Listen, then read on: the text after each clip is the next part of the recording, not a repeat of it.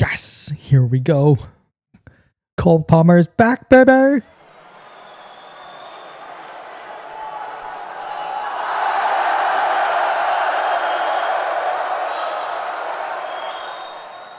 All right, everyone. Welcome back to American Blues Podcast. Talks about Chelsea, Everton, 2-0. Finally, we get another win after just 4 horrendous games. Hopefully this puts us back on track. Just no more drop points the rest of December. No more. And we have some tough games coming up. I think Newcastle's in there, Bournemouth again. Anyways, yeah. But this game, I thought we did a fantastic job. And the best thing that could happen is Cole Palmer getting back on the scoring board.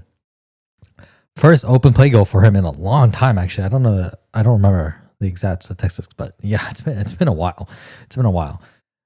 But good to see. It was a fantastic move for his first goal. Malagusto perfectly weighted through pass to Cole Palmer. And of course, he gave Pickford the eyes. Pickford went the wrong way, and he squeezed it past near post. Great, clean, clinical finish. So fantastic to see. And it was good to see him back on the field. You know, Palmer draws so many defenders out of position. Every time he makes a run, someone has to follow him. Opens up a lot of options on that right side, whether it was to Pedro Neto or Malagusto. And yeah, just having someone like on that team is it's irreplaceable. So hopefully we have him back for the rest of the season. Hopefully England have him for the summer for the World Cup. Yeah, couldn't be happier for Palmer. And then overall, I thought number one, defense, fantastic job. Between Fofana, Chalobah, Cucurella, I think they all did an incredible job in defense. Just cleaning up. There were some really good tackles and blocks in the box. And of course, Robert Sanchez. Things get a little bit dicey in the first half. I mean, against a better team, Everton had like 2-3 clear shots at goal, and they managed to hit the bar, the post in the second half too. So they had their chances. But I thought Robert Sanchez, he was strong in the air. He came out to collect from crosses, from free kicks when he needed to. His distribution was really good today. There was one in the second half where he hit a long pass out to Garnacho, and it was the perfect pass. Bounced right in front of the defender. He couldn't do anything. Garnacho got it, and really, he should have finished. That should have been a goal. But we'll get to Garnacho in a little bit. But I think Robert Sanchez, again, he's had more good games than bad games, like a lot more than this season. And he is, I would say, becoming one of the most reliable players on the team.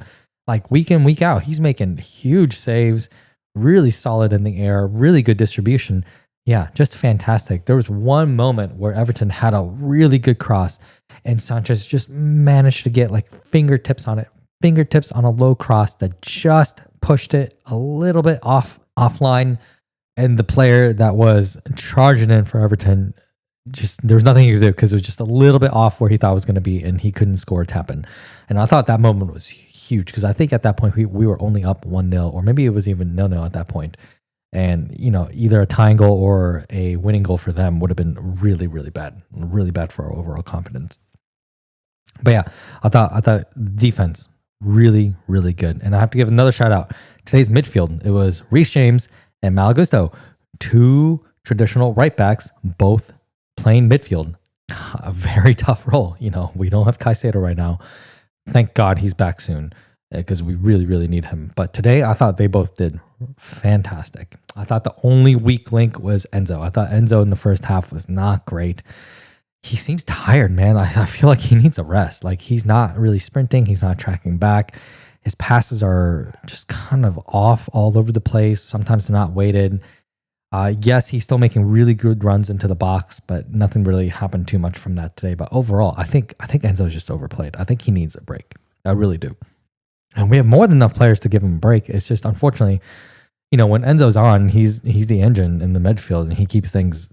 He's the only one that can really progress the ball forward. But now that we have Palmer back, you know, hopefully we have Caicedo back soon. I really, really feel like Enzo needs a break because yeah, he's starting to get to that point where he's like a shade of how good he was earlier this season, and he unfortunately is extremely important to the club and how we play.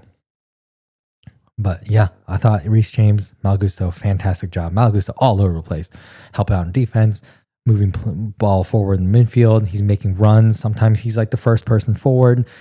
And for that second goal, Gusto made a really, really nice run after Neto. And then also really nice clean finish. Again, near post. Not an easy finish because Neto hit that at him with speed. And he made the perfect run, beat his defender. Good finish. 2-0. And that's all we needed. That's all we needed. Only thing is I wanted to see Esteval come on a lot sooner. I don't really like him coming on after 80 minutes. Like bring him on at 60, at 70. Especially when we know João Pedro has been carrying a knock this whole season. And then Pedro Neto is easily injured. So we need to protect these two players, right? Like we have Esteval. He can play more than 20 minutes at a time. And you can tell this moment he came on, nearly everyone on the team wanted to give him the ball. Everyone from Enzo Fernandez to João Pedro to even Pedro Neto, like everyone constantly looked for him as an outlet. And I just want to see this kid play more. Like really, I want to see him play more. He does not need to be limited to only 20 minutes a game. He could easily play 30, 40, 50, 60. He could start games even. What a novel idea. How crazy. But you know what? We still won 2-0. Can't complain all too much. I think, yeah, overall, great game. Apart from a few shaky moments in the first half, I thought we really controlled the tempo. We controlled the pace. We were at home. We didn't let the home nerves get to us all that much. So overall, great game. Hopefully Palmer can get up to full fitness soon and he can play a full 90. That'll be really, really important, especially against the tougher teams. We really need him for the full game. And honestly, against the tougher teams, I would start Esteval because he is just so dynamic. He's so good on the ball. And he just makes things happen. Like he's that player that just makes things happen. And I want to see Palmer and Esteval play together. My God, please. I've been waiting for that all season. I need to see these two players play in the same game at the same time. Maresca, come on, man. You can do it. Make it happen. Make it happen. Next game. I believe in you. Just make it happen. Just do it. Just do it. But yeah, great win. Yeah, but one win is kind of meaningless when we really, really should be pushing Arsenal. So we need to keep winning. We need to keep this momentum going. Yeah, looking at the schedule, looks like the next few games are Cardiff. Definitely should be winning that one. That'll be a great game. Great game for some of our hinge players to start. Maybe Anchapong can start. Maybe Hato can start. Maybe Andre Santos can start. Give people a rest. But I would much rather see Esteval start against Newcastle than against Cardiff. Really, that would be ideal. But then we have Newcastle, Aston Villa, Bournemouth, City. That is a tough run at the end of December games. So, like I said, especially that Newcastle City game, like we need our best players fit and ready for that one. So it would be great to see some of our key players rested against Cardiff and still perform. That's key. Still perform.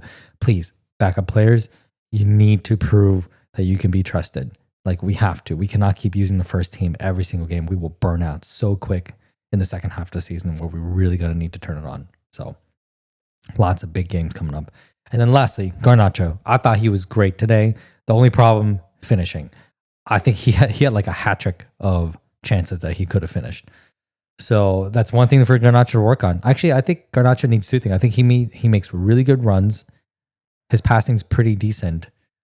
He's another player that tends to just create chances and make things happen in the box, which is really good. We need players like that.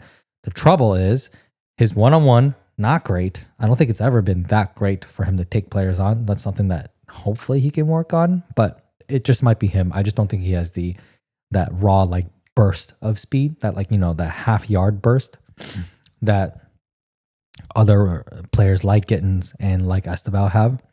And then two, finishing. Come on, man. That's supposed to be like your best thing is your ability to score goals. Like today, there were at least 2-3 chances where you could have gotten a goal and it was just poor finishing. And I think he knew it too. I mean, like after either of those, he seemed pretty upset at himself. So yeah, overall, I think Garnacho has been a successful signing this season. I really don't have that many complaints apart from, finishing. Please just finish better. You're getting into all the right positions, making all the right runs. You're working hard for the team. It's just finishing, man. Just work on your finishing and you'll be such a good signing for us. So, yeah, overall, really excited about this win. Excited about the next few games coming up. Good thing is we tend to perform against the bigger teams. So Newcastle City, really looking forward to those. And I think looking at it, looks like Newcastle's away, but City's at home, Villa's at home. Yeah, City's away too, actually. So it's really just Villa at home. But, we need to perform against Newcastle and City if we want to keep pushing Arsenal for the title. We really, really, really need to do that and to move our way back up into like solid top 4. Because the top 10 teams are still just way too close in points right now for anyone to be comfortable. Only takes a game or two for things to dramatically swing in or outside the top 4. So, yeah. So, see you guys after the next game. Peace.